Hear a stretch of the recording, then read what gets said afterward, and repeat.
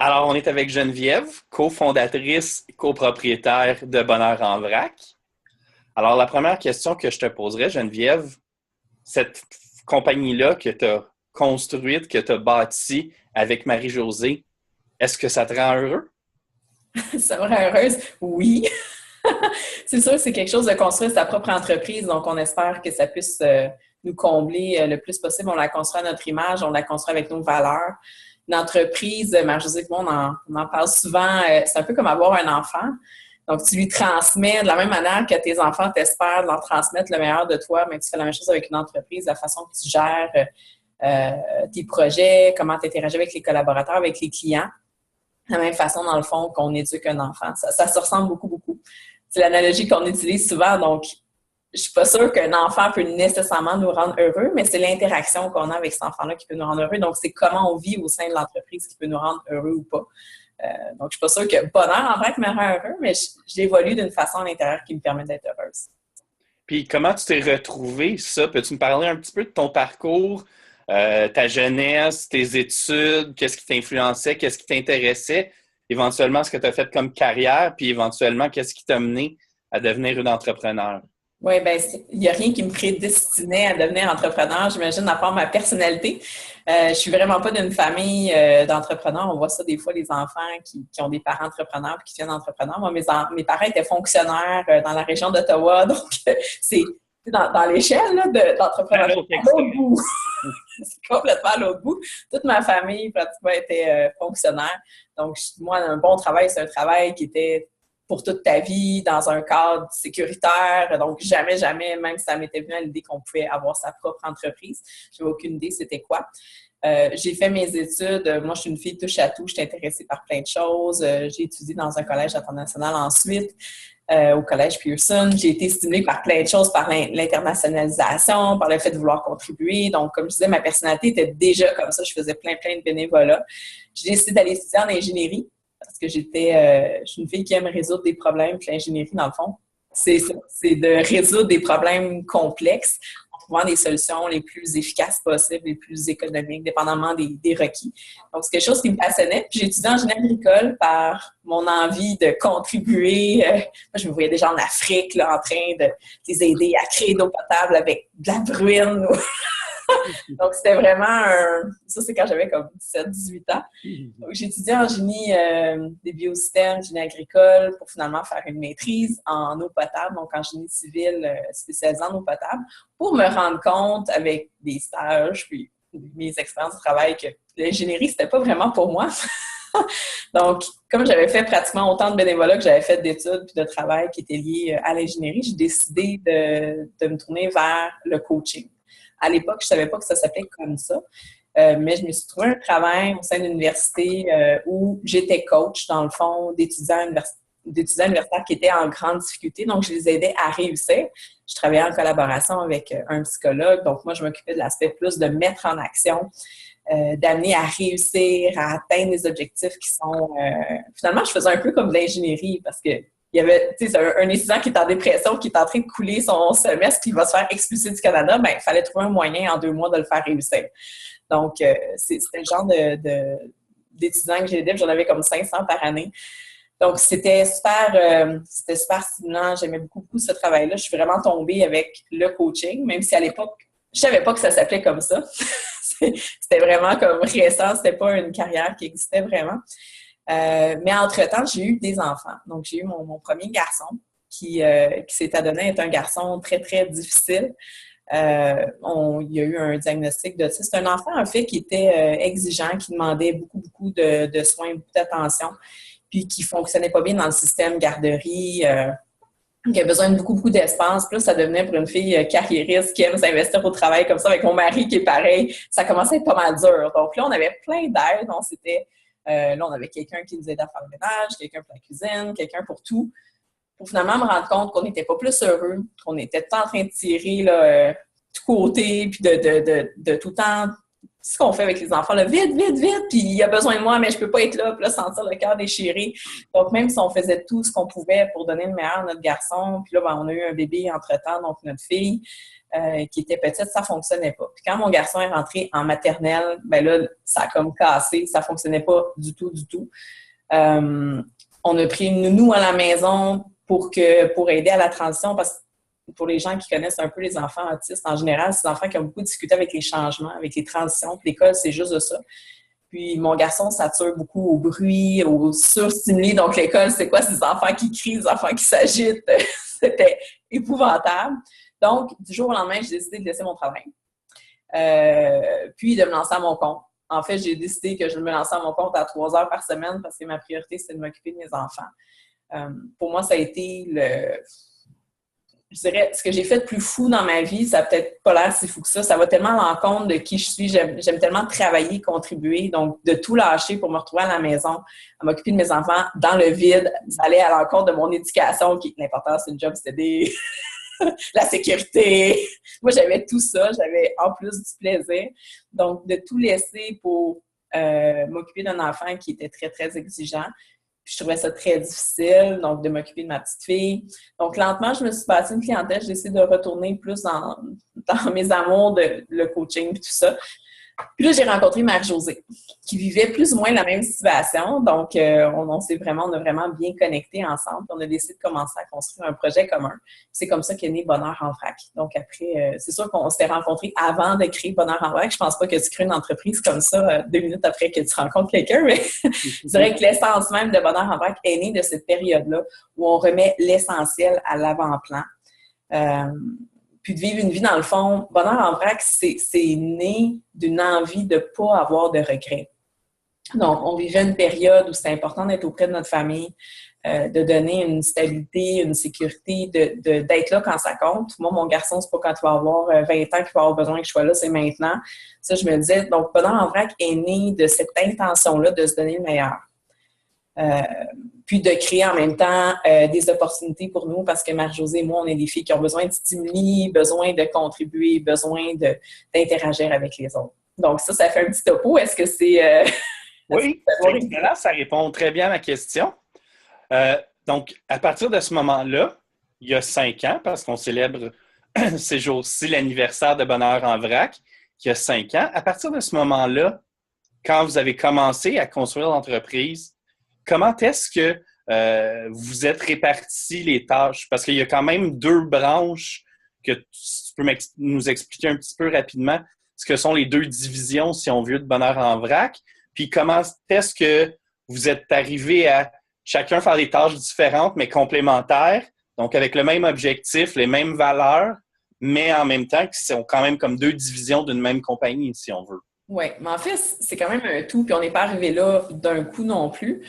Ça a été toute une évolution. On a commencé par du coaching postal, donc par la poste. Donc, le coaching a toujours quand même été au cœur de Bonheur en vrac et le bonheur. C'est pour ça que le nom au départ, c'était Bonheur en vrac. Il n'y en a pas juste une façon de voir le bonheur ou d'être heureux. Donc, on est parti des éléments du bonheur d'une façon très ingénierie du bonheur. Donc, on a créé des produits, puis à ce moment-là, il n'y avait pas vraiment 2 divisions. Ça, c'est venu vraiment récemment, là, dans les 2 dernières années.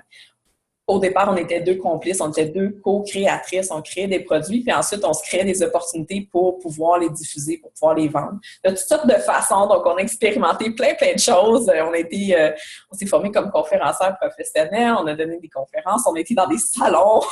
On a publié un livre, donc on est devenu maison d'édition indépendante. On a donc apprendre comment ça fonctionne avec des presses commerciales, les maquettes, tout ça.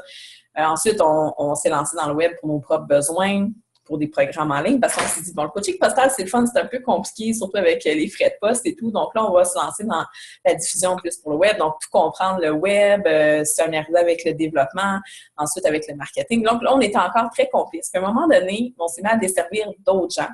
Donc, puis juste servir nos propres besoins de diffusion. Au départ, c'est comme ça qu'on avait commencé. On a une vision particulière des choses, teintée par notre formation, teintée par nos expériences de vie, qui est très ingénierie, ce qu'on appelle, nous, l'ingénierie du bonheur. Puis, à un moment donné, on a décidé de sortir de ça, d'aller plus vers, OK, on dessert les autres qui contribuent à changer le monde. Parce que notre mission est simple. Notre mission, c'est... Excuse-moi, il va falloir couper ça parce que j'ai oublié de fermer mon Skype. Ça va popper. C'est moi, je pensais que c'était toi, mais un petit peu. J'avais tout fermé le reste, mais pas ça. Donc, c'est ça. Notre mission, c'est simple, c'est rendre le monde wow. Donc, c'est une grande mission qu'on va probablement travailler toute notre vie. C'est notre mission de vie à Marie-Josée et moi. Mais on veut vraiment, on l'a intégré au cœur de Bonheur en vrac. Puis là, on s'est dit, toi puis moi, on n'y arrivera pas, Marie-Josée puis moi, là, à essayer de rendre le monde noir. On va y arriver quand on va avoir 90 ans, peut-être plus, peut-être nos petits-enfants. Donc, on va aider les gens qui contribuent à rendre le monde noir. Donc, on a décidé de desservir du monde extraordinaire, de les aider à se diffuser, de faire connaître leur projet. Puis là, ben, c'est là que les deux visions dont tu parles sont nées. Donc, les gens ont besoin de deux choses pour se faire diffuser. Ils ont besoin d'outils performants. Donc, on fait des sites web, on va les aider à se commercialiser de différentes façons, donc avec de l'infographie, tout ça. Puis, on a aussi le contenu, donc le volet contenu de créer des produits en ligne qui peuvent être vendus, donc des programmes en ligne, ce que nous, on appelle comme ça, des programmes en ligne, donc de créer des plateformes, de faciliter la vie des gens pour amener leur contenu accessible au plus grand nombre. Donc, on a ces deux volets-là. Donc, Marie-Josée s'occupe plus des programmes en ligne. Moi, je m'occupe des autres services. Puis évidemment, dans les autres services, il y a tout le côté accompagnement entrepreneurial qui est très, très important. Parce que pour avoir les bons services, il faut savoir quoi faire, comment l'organiser. Puis c'est très complexe maintenant. Donc, une de nos grandes forces à Marie-Josée puis moi, c'est le côté stratégique. C'est d'être capable de voir la situation de quelqu'un puis d'aller chercher les bons éléments. Puis ça c'est comme notre côté ingénieur dans notre cerveau, mais on a comme c'est comme si chaque client devenait une espèce de plan en 3 dimensions où on voit les fils qui sont connectés. Moi, c'est comme ça que je vois les choses, comme d'une façon complètement intuitive, très, très facile. Donc, on s'est séparé le travail comme ça. Puis aussi, on s'est séparé le travail. On est vraiment deux co-dirigeantes. Mais on a séparé les tâches. Donc, Marie-Josée, c'est la directrice générale de Bonheur en vrac. Donc, elle s'occupe de nos employés, elle s'occupe de la gestion interne. Puis moi, je suis la présidente, donc je m'occupe de la gestion avec les clients, puis la gestion externe, donc la visite de Bonheur en vrac, puis tout ça. Donc, parce qu'on a une personnalité très, très différente. Marie-Josée, c'est plus une introvertie. Moi, je suis plus une extravertie. Donc, on est allé en fonction de nos affinités parce qu'il y a une valeur qui est très, très importante pour nous, c'est de jamais nous maltraiter. C'est de bien nous traiter, d'aller en fonction de nos forces. On a tous des forces, puis on a tous des points à améliorer. Mais nous, on est allé à l'inverse de ce qu'on vivait en milieu de travail, qui était de travailler ce qu'on a de la misère à faire. On s'est dit, OK, mettre de l'énergie là-dedans, ça va prendre beaucoup, beaucoup pour pouvoir s'améliorer. Donc, on va plutôt miser sur dans quoi on est bon, dans quoi on est fort, dans quoi c'est facile. Donc, pour Marie-Josée, c'est facile d'organiser, c'est facile de créer des liens avec nos employés, avec les gens avec qui on travaille au jour le jour. Moi, j'adore créer des liens avec les gens plus à l'extérieur, de connaître les clients, de connaître leurs besoins. Donc, c'est vraiment ça qui nous motive dans la séparation des tâches.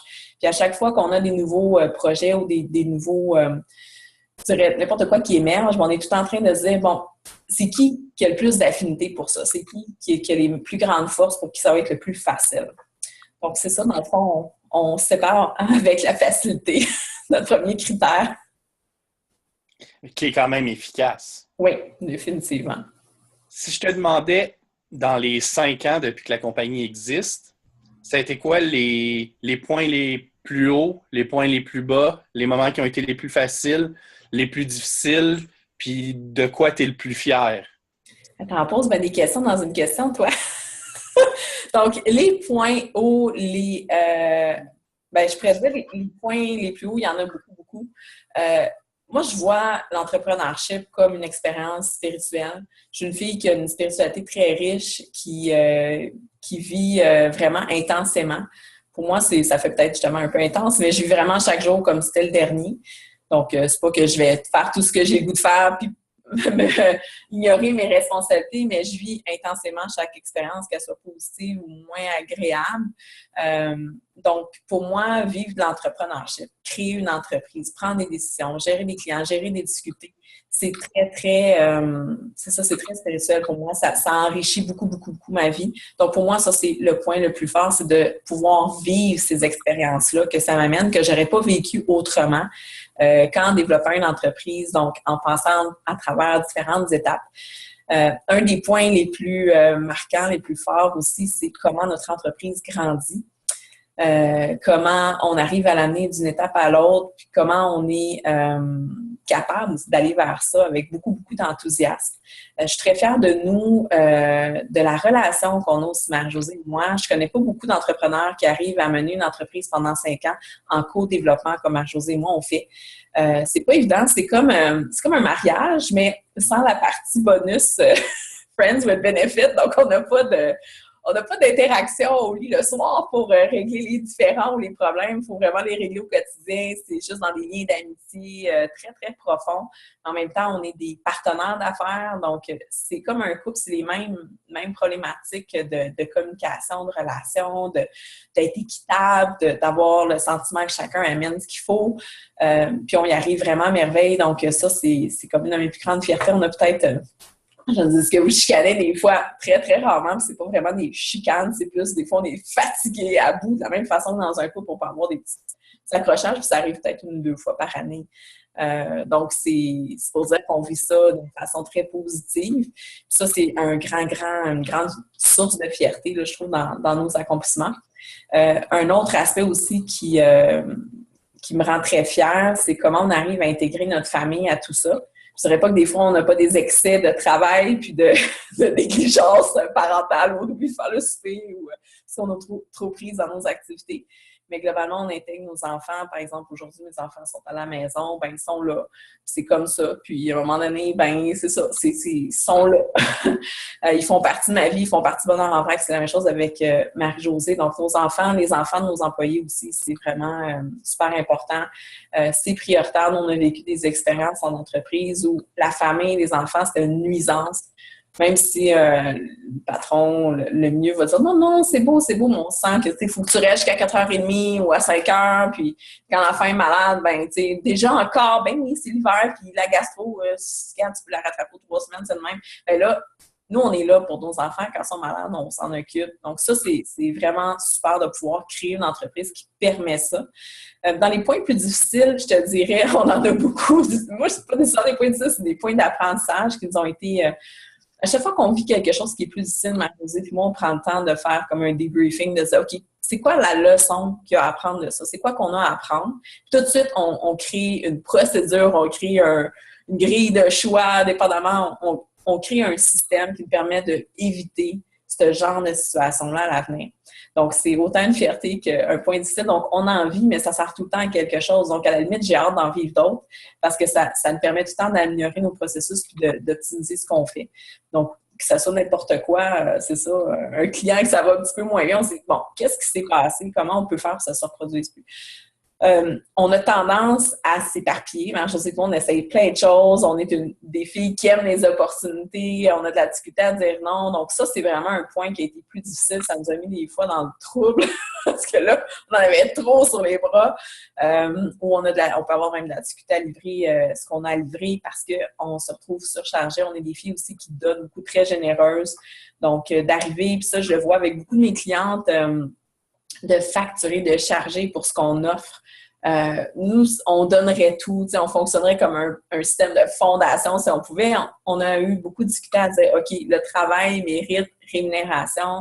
Quand on s'investit, on doit avoir quelque chose en échange. Donc, d'amener un échange équitable de je m'investis, je reçois en retour, ça n'a pas été évident. Ça a été une immense source d'apprentissage dans notre parcours, d'arriver à mettre de la valeur sur ce qu'on fait, de dire ce qu'on fait, c'est unique, c'est spécial. Il y a juste nous deux, dans le fond, qui font ça, puis ça vaut quelque chose. Donc ça n'a pas été nécessairement évident. Mais à part ça, je te dirais que tout est vraiment une source d'apprentissage qui est très, très riche. C'était quoi tes autres questions, Jacques? Bien, j'allais dire, tu as mentionné plusieurs éléments comme ça dans toutes les questions que j'ai posées à date. Mais spécifiquement, c'est le 5e anniversaire. Qu'est-ce qu'on fête? On existe encore! Il y a beaucoup de gens qui fondent des entreprises, puis qu'au bout de 5 ans, l'entreprise n'existe plus. Là, je ne sais plus c'est quoi les données statistiques. Oui, la majorité des PME. Oui, donc nous, on existe encore, puis on est en forte croissance. Donc, juste pour ça, je trouve qu'il y a raison de fêter, notre en anglais, on dit « we are thriving ». On est en train vraiment de de grandir, de s'épanouir. Donc, ça, c'est une raison de fierté de fêter, nous aussi, d'avoir cru, malgré les moments plus difficiles, les moments où on était découragé, les moments quand ton serveur ne fonctionne pas, que tous tes sites sont crashés, tu as fait un changement parce que c'était supposé être mieux, que ça ne marche pas, puis là, t'es comme, qui est 10 heures le soir, puis tu veux juste aller te coucher. Ces moments-là, on a passé au travers. Le lendemain, c'était oublié parce qu'on avait réussi à trouver une solution. Donc, d'avoir eu notre rebond tout au long, là, d'être capable de, oui, on peut tomber, mais on se relève, puis de fêter aussi notre maturité qu'on a gagnée à travers cette expérience-là. Comme je disais, une entreprise, c'est comme un enfant qu'on fait grandir. Un enfant, 5 ans, ça va beaucoup mieux qu'un enfant bébé naissant. Donc, Bonheur en vrac a passé la phase de l'adolescence. Donc, nous, on sent qu'on est vraiment, on atteint une belle maturité. On sent que ce qu'on fait maintenant, c'est ce qu'on va faire dans 10 ans, mais juste à plus grande échelle avec encore plus de clients. Donc, on a vraiment trouvé notre formule, notre essence, donc cette maturité-là qu'on a gagnée. Ça a pris 5 ans, puis on est fiers d'être arrivé à ça aussi vite, dans le fond, d'une façon aussi, je dirais, satisfaisante, en tout cas pour nous. Tu as parlé de croissance, puis comment l'entreprise a évidemment connu une forte croissance depuis ses fondements au tout début, il y a 5 ans. Si je te pose la question en regardant vers l'avenir, quel type de croissance? Est-ce qu'il y a des projets spécifiques? Comment vous voulez voir, toi et Marie-Josée, l'entreprise croître? Dans quelle direction? Et ainsi de suite. Là. Comment vous envisagez un peu l'avenir? En fait, c'est comme si maintenant on avait la base de ce qu'on veut devenir. Donc, on veut simplement élargir. Présentement, on offre déjà des services de mise en ligne de programmes. On a 3 très belles plateformes collectives, donc bienheureux.com, outils-pour-entrepreneurs.com et superclasse.ca. Donc, on a 3 belles plateformes. Il n'y a rien qui dit qu'on n'en aura pas d'autres, en d'autres langues aussi, donc dans des marchés secondaires comme le marché francophone, donc le marché portugais, le marché espagnol, donc de croître comme ça au niveau plus international, de permettre aussi à des auteurs de développer leur propre plateforme. Donc, il y a des gens qui ont énormément de contenu très, très intéressant, bien ficelé, donc de les aider dans leur propre commercialisation, dans leur mise en ligne. Donc, dans l'avenir, comment je vois ça, c'est qu'on va desservir encore plus de clients au niveau de la diffusion de contenu et même chose avec les sites web. Donc, on a une formule, on n'est pas juste un fournisseur de services de sites web. On aide la personne à organiser ses services, à les clarifier. Un site web, c'est pas juste « il me faut un site parce que tout le monde a un site ». C'est un outil marketing extrêmement important vers lequel afflue tout le trafic, vers lequel on peut faire de la publicité, vers lequel on peut aussi amener les gens à moins t'appeler quand tu veux pas tout le temps répéter « oui, mes services, c'est ça, oui, j'habite là, puis oui, ta. » Bon, il y a un moyen de simplifier la vie de nos clients avec les sites. Donc, cette formule-là, c'est sûr que ça va être appelé à croître aussi. Et les différents services connexes. Puis au niveau du coaching, ça, c'est sûr que mon temps est limité. Puis en fait, je diminue de plus en plus le temps de travail. Donc, c'est d'accompagner, ce qui va changer, je dirais, c'est d'accompagner seulement quelques clients par année, mais d'une façon 360. Donc, ça m'apporte énormément de satisfaction d'aider quelqu'un à émerger puis à vraiment rayonner. Donc, c'est ça, c'est au niveau des clients. Donc, au lieu d'avoir beaucoup de clients, ça va être d'en avoir moins. Mais globalement, je dirais que dans 10 ans, Bonheur en vrac va être comme maintenant, mais en beaucoup, beaucoup plus grand. Donc, ça serait vraiment une croissance plus quantitative parce que là, les bases sont déjà là. Les fondements de ce que l'entreprise est puis ce qu'elle va devenir en plus gros, ça existe déjà. Oui. Donc, dans ce sens-là, lesquelles de ces bases-là ont été les plus faciles à construire, puis lesquelles ont demandé plus de difficultés? Est-ce que c'était les programmes, le coaching, travailler avec les auteurs? Les programmes en ligne, ça a été vraiment quelque chose. Oh, excuse-moi. Non, j'ai dit qu'est-ce qui est venu le plus facilement, puis aussi qu'est-ce qui est venu avec le plus de difficultés? Le coaching, c'est venu facilement parce que c'est comme dans mon ADN. Je me suis formée de ça, mais c'est comme si j'étais coach depuis toujours. C'est le coaching professionnel, la philosophie, l'approche, de mise en action, d'amener la personne à aller chercher ses ressources à l'intérieur, de les faire émerger, de s'appuyer dessus. Ça, c'est vraiment à l'intérieur de moi. J'étais comme ça quand j'avais 15 ans, quand je faisais du bénévolat avec d'autres, avec des jeunes. J'étais déjà comme ça. Donc ça, c'était très facile d'amener, dans le fond, la plus belle part des gens à émerger. Là où ça demandait plus d'efforts, c'est tout ce qui touche nos services de programme en ligne. Ça a l'air simple de mettre en ligne un programme. On se dit, j'ai une bonne idée, je vais prendre mon contenu, je vais l'organiser, puis je vais le mettre en ligne. On a fait ça il y a comme 3 ans. On se dit, ça va être facile, ça va être le fun. C'est pas si simple que ça. Donc, au niveau technique, c'est pas évident. Donc, déjà, le faire pour soi, on y pense pas tout le temps, mais c'est pas... c'est tout d'articuler le côté technique, c'est-à-dire de développer une plateforme, un site web qui permet les transactions. Là, il faut payer les taxes, comment ça marche. Puis là, il y a les taxes en Europe. Bon, tout le côté technique, les sites web, le WordPress, les mises à jour. Mon Dieu, on fait une mise à jour, la boutique, elle marche plus. Bon, tout ce côté-là, ça, à la limite, c'est pas si pire. Mais là, c'est comment on fait pour rendre un contenu percutant, intéressant, engageant. Encore là, c'est pas tout de juste transmettre du contenu, de mettre en ligne des vidéos, il faut le rendre interactif. Donc, toute la philosophie qu'on appelle de coaching en ligne, d'amener le contenu, le sublimer, l'amener à un autre niveau. Ça, c'est pas évident non plus. Puis surtout pour nous, qu'on a un cerveau fait comme ça, c'est pas si fait pour notre propre contenu, mais quand on le fait pour des clients, pour des auteurs, d'arriver à les amener à sortir ce qu'il y a dans leur tête, puis à le rendre engageant, interactif, attrayant. Puis la dernière partie, et non la moindre, c'est tout le côté marketing. Comment est-ce qu'on fait pour vendre en ligne? Parce que aussi, on pensait, nous, que on va le mettre en ligne, puis ça va se vendre tout seul, c'est tellement bon. Non!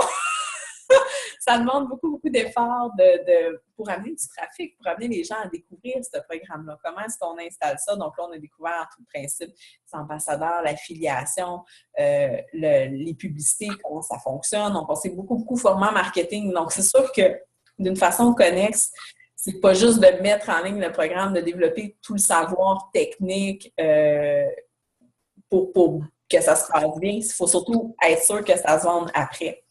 Donc, d'aller chercher les marchés, de créer des profils de clients, d'arriver à bien les cerner. C'est un travail qui est titanesque pour nous, pour nos propres projets qu'on a mis en ligne, mais aussi pour les projets des clients. Donc, d'arriver à aller chercher cette information-là. Les gens, souvent, ils ont une idée, ils ont une super bonne idée. Quand ils nous arrivent, mais on dit, oui, mais à qui tu vas vendre ça? Mes clients, oui, mais tes clients, tu vas en vendre 20, tu vas en vendre 40. Après, c'est quoi les arguments que tu vas utiliser? C'est quoi les problèmes auxquels tu réponds? C'est quoi le besoin du client qui va faire, qui va dépenser de l'argent pour ton programme? Donc, c'est tout ce côté-là, je dirais, ça a demandé beaucoup, beaucoup d'efforts, de formation, de cogiter, d'arriver à transmettre ça, parce que c'est pas tout de le faire pour ça, mais de le faire pour les autres. Ça a été ce qui est le plus, je dirais, qui est un grand défi. Puis aussi le défi du web, où c'est sûr que dans l'équipe, on a des professionnels, on se tient à jour aussi, parce que ça change tellement vite. Continuellement, il faut s'adapter.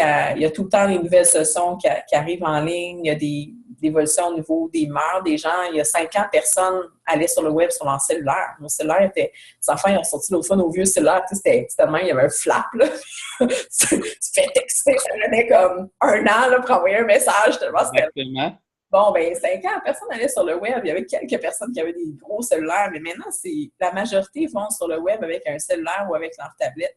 Donc, c'est des nouvelles réalités qui amènent à ce qu'on s'adapte au niveau de nos sites, au niveau de comment on les fait, comment on les fabrique, comment on les rend solides. Comme WordPress, nous, on utilise maintenant la technologie WordPress. Donc, on a changé en cours de route de technologie. Avant, on était sur un autre type de gestionnaire de contenu sur le web. Donc, maintenant, on est avec WordPress, c'est le plus commun, le plus utilisé. Bien, il y a plus d'attaques. Il y a plus de pirates qui vont s'attaquer à WordPress. Donc, comment est-ce qu'on fait pour assurer la sécurité? Donc, tout ça, ça demande beaucoup, beaucoup de formation continue. Donc, c'est pas que c'est difficile, mais ça demande beaucoup d'investissement. Je pense que c'est difficile quand tu es un petit dame là, qui ne connaît pas ça, de dire « OK, je vais me faire un site » et de penser que tout va bien aller. Nous, on a déjà pensé ça et on s'est déjà fait hacker dans nos débuts. On se disait « Oh, on va mettre en ligne un site, il y a un truc gratuit pour fabriquer notre site. » On a commencé comme ça en disant oh, « Ça va être le fun. » Bon, 6 mois plus tard, on arrive, notre site est hacké. On fait comme « Oh, on ne savait pas qu'il fallait mettre à jour nos affaires puis s'assurer que c'est sécuritaire. tu sais, de toutes les différentes failles. Donc, c'est sûr que c'est pas une difficulté, mais c'est en continu un investissement important à faire. Tu l'as mentionné tantôt, en termes de croissance pour l'entreprise, mais comme dernière question, c'est quoi les plus grands challenges qui attendent Bonheur en vrac pour que dans 10 ans, dans 5 ans, on fête les 10 ans de Bonheur en vrac? Ça va être quoi les plus gros challenges? Puis qu'est-ce qu'on va fêter dans un autre 5 ans? À part avoir plus de clients, ça c'est sûr. Bien, comme je disais, on ne sait pas ce qui nous attend nécessairement. Moi, je suis une passionnée des tendances. J'adore lire là-dessus. Je suis une geek de nature. J'aime les bidules, les patentes, les nouvelles affaires. Je suis une fille de tendance. Moi, j'adopte. Moi, je fais toujours tout venir de Californie quand ça vient de sortir, puis tout le monde est comme « C'est quoi ça? » On arrête dans la rue, genre « T'as acheté ça où? » J'aime les tendances. Donc, c'est sûr que dans les tendances qui viennent, ce qui est inquiétant, c'est comment inquiétant ou stimulant. Comme je disais, il y a 5 ans, personne n'utilisait les cellulaires. Ben moi, je m'étais dit, bientôt, tout le monde va prendre ça, c'est trop pratique. Donc, on devrait déjà mettre nos sites adaptatifs. À l'époque, j'avais déjà ça en tête parce que je savais que ça deviendrait une tendance. Puis, j'avais pas le goût de refaire des sites web dans 2-3 ans parce que là, ils seraient plus adaptatifs. C'est la même chose. Dans le futur, les mœurs des gens changent. Je te dirais, la grande tendance maintenant, c'est que les gens veulent tout gratuitement. Il y a de plus en plus de contenu gratuit un petit peu partout. Donc, ça, c'est une menace pour quiconque vend du contenu. Comment arriver à donner de la valeur à ce qu'on fait? Puis ça, c'est notre grand défi. Puis je pense qu'on est bien positionné pour ça parce que notre service auprès des auteurs, c'est de la mise en valeur de contenu. Donc, c'est d'arriver à créer un contenu de tellement grande qualité, tellement efficace que les gens vont pas hésiter à investir dans ce contenu-là parce que ça se compare pas au contenu gratuit. L'autre défi, c'est de s'assurer, nous aussi, de donner du contenu gratuit qui est de grande valeur. Donc, de rester vraiment dans un... Je te dirais que le défi dans l'avenir, c'est que maintenant, le marché est vraiment géré par les comportements de nos clients. Donc, comment les gens se comportent. Donc, c'est à ça qu'on doit rester très, très attentif. Ça, c'est un défi pour tous les entrepreneurs. C'est le fun d'avoir une bonne idée. C'est le fun de croire dans notre produit, mais il faut toujours rester à l'affût des réactions des gens, de dire, bon, est-ce que ça convient ou pas? Est-ce que je comble vraiment un besoin? Donc, le défi, c'est toujours de rester, de sentir le pouls, de dire, est-ce que je suis dans les bonnes tendances? Est-ce que je m'en vais du bon côté? Alors, José et moi, c'est notre credo, on est tout en train de se demander, là, est-ce qu'on est encore en avant de la vague? Nous, on veut pas, dans nos formations, nous, on a toujours un dicton qui dit, qui tu écoutes? Quand on entend de l'information, qu'on se forme, c'est qui dit ça? Est-ce que c'est quelqu'un qui est à l'affût des dernières tendances? Est-ce que c'est quelqu'un qui regarde les statistiques, qui analyse ou qui répète du vieux stock d'il y a 2 ans? Donc, on veut toujours rester devant la vague, donc de ce qui va venir dans les façons de faire du marketing, dans les façons de présenter le contenu, dans les façons de faire vivre du contenu sur le web, de construire sur le web. Est-ce qu'on est devant les tendances? Est-ce qu'on fait les bonnes choses? Donc, ça, c'est un défi pour nous, mais pour tout le monde, d'être toujours à l'écoute. Notre défi aussi, c'est, je te dirais, c'est quand on passe d'une entreprise qui a des services, avant les gens nous contactaient nous directement. C'était juste Marie-Josée puis moi. Puis là, on a passé avec de plus en plus de gens, donc avec des intermédiaires. Donc, le défi comme entrepreneur, c'est de passer à l'autre niveau où on interagit moins avec nos clients directement, moins souvent. Puis de lâcher prise. Tu sais, maintenant, j'ai une assistante qui m'aide à prendre des rendez-vous, à gérer les clients. Et des fois, j'ai des rendez-vous qui sont pris, j'ai jamais parlé aux clients. Ça m'était pas arrivé ça avant. C'est sûr que c'est moi qui m'écrivait à moi, on recevait tous les infos, tu sais, les courriels infos, on recevait tout ça, on faisait tout. Mais là, c'est de passer à une étape où on ne fait plus tout. Puis plus ça va aller, plus ça va être comme ça. Puis il y a beaucoup d'entrepreneurs qui échouent parce qu'ils sont pas capables de passer à cette étape-là. Donc, leur entreprise stagne dans leur croissance parce qu'ils n'arrivent pas à déléguer. Parce qu'à un moment donné, il y a une limite à ce que tu peux faire humainement dans une journée. De toute façon, mon but, c'est pas de travailler 90 000 heures par semaine, c'est d'en travailler de moins en moins. Donc, d'arriver à déléguer de plus en plus efficacement, de penser le travail tout le temps dans une optique de déléguer. Marie-Josée, on est particulièrement bonne à ça, mais je te dirais qu'il faut quand même rester à l'affût parce qu'il y a des choses auxquelles on tient. Moi, les relations avec les clients, j'y tiens, j'aime beaucoup ça. Donc, ça, c'est pas évident. Donc, ça va être un défi dans notre croissance, de continuer à faire ça. Sinon, à quoi je pense? On ne sait pas qu'est-ce qui nous attend nécessairement.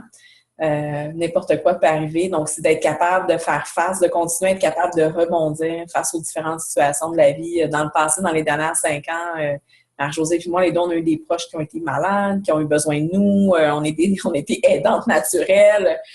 Nos enfants peuvent eu des difficultés. Donc, d'arriver à gérer notre entreprise tout en continuant à faire face à notre vie, à ce qui est important, à laisser la place première à nos valeurs qui mettent notre famille à l'avant-plan. Donc, d'arriver à garder un équilibre, peu importe ce qui va se produire, donc d'arriver à rebondir puis à sortir des difficultés. Ça aussi, ça reste toujours un défi pour l'avenir parce qu'on ne sait pas nécessairement comment les choses vont être. Mais Marie-Josée, tout le monde est une personne très responsable, très engagée, donc on met tout en place pour que ça puisse se produire comme ça. Mettre toutes les chances de notre côté, comme on dit, au niveau personnel et professionnel. Ben, merci beaucoup, Geneviève. Et puis, je souhaite qu'on ait la même discussion dans 5 ans pour fêter les 10 ans de Bonheur en vrac, qui va être encore plus gros et qui va rendre encore plus le monde wow.